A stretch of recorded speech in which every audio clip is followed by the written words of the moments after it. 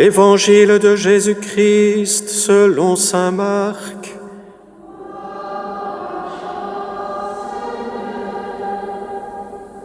En ce temps-là, Jean, l'un des 12, disait à Jésus : « Maître, nous avons vu quelqu'un expulser les démons en ton nom. Nous l'en avons empêché, car il n'est pas de ceux qui nous suivent. » Jésus répondit : « Ne l'en empêchez pas. Car celui qui fait un miracle en mon nom ne peut pas aussitôt après mal parler de moi. Celui qui n'est pas contre nous est pour nous. Et celui qui vous donnera un verre d'eau au nom de votre appartenance au Christ, amen, je vous le dis, il ne restera pas sans récompense. Celui qui est un scandale, une occasion de chute, pour un seul de ces petits qui croient en moi, mieux vaudrait pour lui qu'on lui attache au cou une de ces meules que tournent les ânes et qu'on le jette à la mer. Si ta main est pour toi une occasion de chute, coupe-la. Mieux vaut pourtant entrer manchot dans la vie éternelle que de t'en aller dans la géhenne avec tes deux mains, là où le feu ne s'éteint pas. Si ton pied est pour toi une occasion de chute, coupe-le. Mieux vaut pour toi entrer estropié dans la vie éternelle que de t'en aller dans la géhenne avec tes deux pieds. Si ton œil est pour toi une occasion de chute, arrache-le.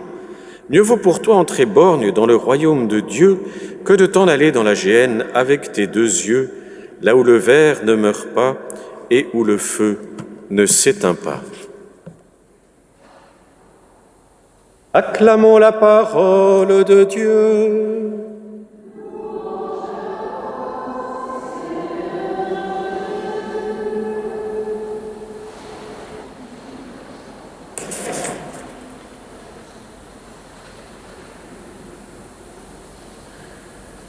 Quel contraste entre ces lectures et le psaume, ce psaume méditatif qui nous invite à nous plonger dans la loi du Seigneur, ses commandements, et qui vient décliner de différentes façons, avec quelques mots, la profondeur de cette parole et comment le psalmiste s'en trouve illuminé et par cette illumination, se trouve poussé à la prière, en demandant au Seigneur de l'aider dans ce discernement sur nos chemins pour nous conduire.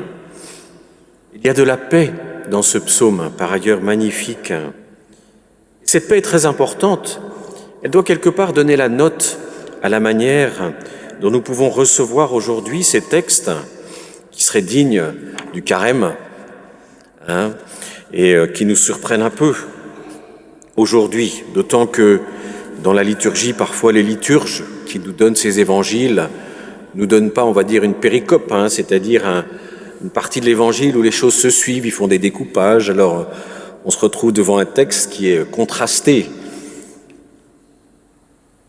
Mais ce qu'il nous montre, finalement, surtout cette deuxième partie que nous connaissons bien, c'est que pour suivre le Christ, il faut faire des choix qui sont forts. Il est important de faire des choix qui sont forts. Mais pas toujours ceux que nous croyons. Et nous avons un bel exemple, à la fois dans la première lecture et dans l'Évangile, du genre de choix forts qu'il ne faut pas faire. Jean, l'un des 12, pourtant Jean, qui reposa sur la poitrine du Seigneur, un Jean qui reçut la Vierge Marie au pied de la croix, elle nous montre qu'il est aussi un disciple qui a besoin de se convertir et qu'il est partial dans son jugement. Et aujourd'hui, on le voit, qui voit quelqu'un qui ne fait pas partie du groupe. Oh, il ne fait pas partie du groupe, alors celui-là, il a fait pourtant quelque chose qui n'est pas commun, qui n'est pas courant. Nous l'avons vu, expulser les démons en ton nom. Mais il ne fait pas partie du groupe. Alors, Jean prêche, exclusion, dehors. Le Christ, comme souvent, reprend en essayant d'éclairer ses disciples, en nous éclairant. Ne l'en empêchez pas, car celui qui fait un miracle en mon nom ne peut pas aussitôt après mal parler de moi. Autrement dit, plutôt que de vous intéresser de ceux qui appartiennent au groupe ou n'y appartiennent pas, regardez et comprenez que si on est lié au Christ, nous partageons l'essentiel. Et la première lecture nous donnait un autre exemple magnifique de la même chose, pourtant pareil. Josué, un livre de la Bible lui est dédié, le livre de Josué, un disciple fidèle de Moïse. On voit qu'il y en a deux qui se mettent à prophétiser, mais ils n'étaient pas au moment où il fallait, dans la liturgie, comme il fallait. Et donc il va dire, il faut les punir, arrête-les. Et Moïse aussi va avoir cette élévation de l'esprit pour inviter à discerner, en se disant, mais si le Seigneur a donné, c'est que c'est bon. Nous avons un bel exemple de cela dans les Actes des Apôtres. Pierre est préparé par cette vision que nous connaissons bien, où il voit des aliments descendre du ciel, et ces aliments étaient interdits dans la loi juive. Il se dit, au Seigneur, moi je ne vais jamais manger de tout ça. Et pourtant la vision lui dit, mange. Et puis quand cette vision s'arrête, finalement, il est invité à aller chez des païens. Et il s'aperçoit qu'ils reçoivent le don de l'Esprit Saint, ces païens comme eux l'avaient reçu. Mais alors Pierre, ému par l'Esprit Saint, il se dit, si toi, Seigneur, tu leur donnes l'Esprit Saint comme à nous, c'est que je ne dois pas faire acception des personnes, juger selon l'extérieur. Et nous, parfois, dans les choix forts que nous faisons, en fait, nous tombons dans l'erreur parce que nous tombons dans l'exagération. En fait, on tombe dans une forme d'extrémisme, de radicalisme, qui n'est jamais bon, qui est toujours et sera toujours et restera sans cesse une caricature de la religion. L'extrémisme ne vient pas de Dieu.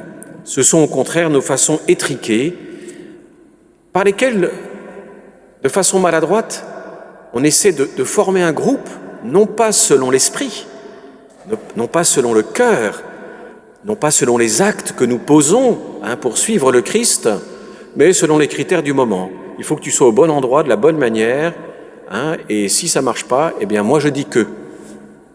Oh, que c'est fréquent dans nos églises.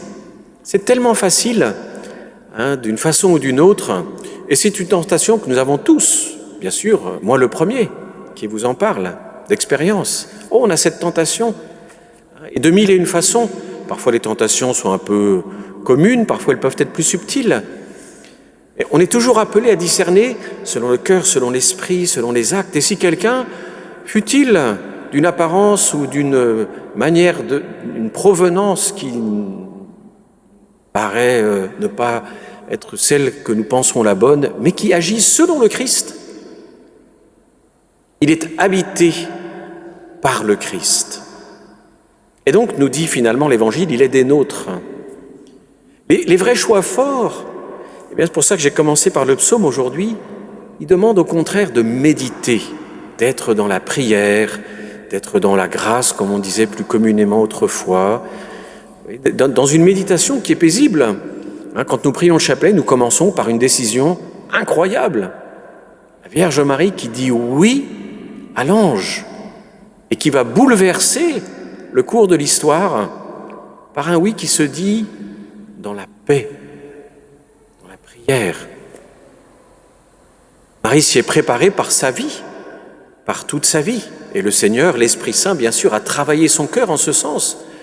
Mais les décisions les plus fortes qui font partie de la vie chrétienne et qui sont nécessaires à notre vie chrétienne se prennent toujours, au contraire, dans la paix, dans la méditation, paisiblement. On demande conseil. Et c'est très important de ne pas confondre un choix fort et un choix radical. Un choix fort et un choix extrême. Généralement, l'extrême est au contraire un signe de déséquilibre, qui peut avoir différentes sources, peut-être spirituelles, peut-être psychiques, peut avoir différentes modalités, mais il est toujours le signe d'un déséquilibre.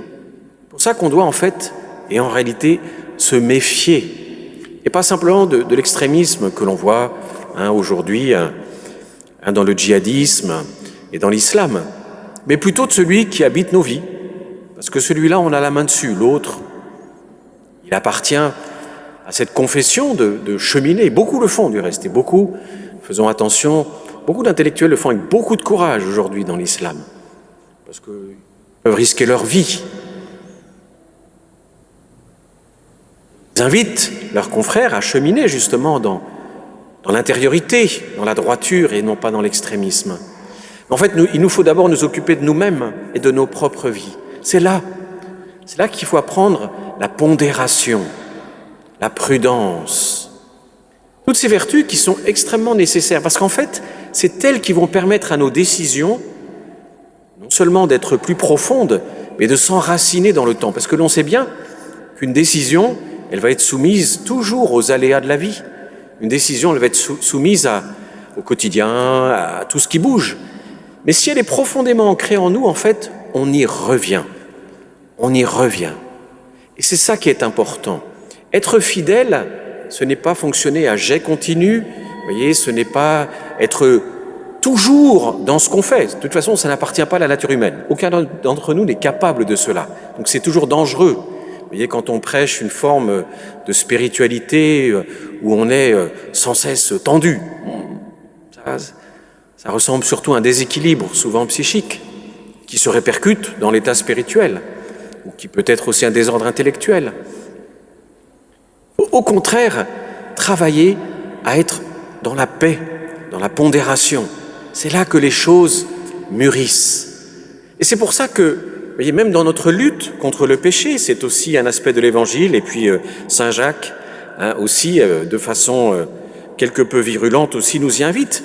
Mais ces choix forts vont nécessiter, dans notre vie, la profondeur. En fait, ils vont demander du temps. C'est pour ça que quand on examine sa vie, quand on se dit, ben oui, j'ai des difficultés, peut-être à affronter telle ou telle dimension, au plan relationnel, avec mes proches, entre époux, avec les enfants, pour nous, dans la vie religieuse, entre frères, entre chrétiens, il faut viser la profondeur. Et puis, il faut viser les petits pas. Vous savez que c'est quelque chose que j'aime. Et les petits pas. On monte les escaliers de la sainteté une marche à la fois. Danger de vouloir jouer à ceux qui montent 2 par 2 ou 3 par 3 en général, on finit plutôt le nez par terre. Et donc, paisiblement. Et ce qui va nous permettre de persévérer, c'est justement qu'on a pris le temps de la méditation, de la pondération, on a su demander conseil, on a su prendre son temps, de telle façon à asseoir notre décision en profondeur. Et cela permettra d'y revenir. Car chacun de nous, dans ces décisions que nous prenons et qui nous engagent, eh bien on va avoir des hauts et des bas, on va avoir des oublis, puis il y a des périodes où la vie, de toute façon, se charge de nous distraire et de nous emmener par d'autres chemins. Et ne pensons pas trop vite que le Seigneur ne sait pas ce qu'il fait. Parfois, vous savez, le Seigneur nous fait passer par d'autres chemins parce que justement, dans ces autres chemins, nous aurons des choses à entendre, à découvrir et qui peut-être vont nous faire mûrir différemment. Et quand on reviendra sur ces décisions plus profondes, et on y reviendra aussi, préparé par l'Esprit Saint, régénéré, de telle façon à continuer sur le même chemin.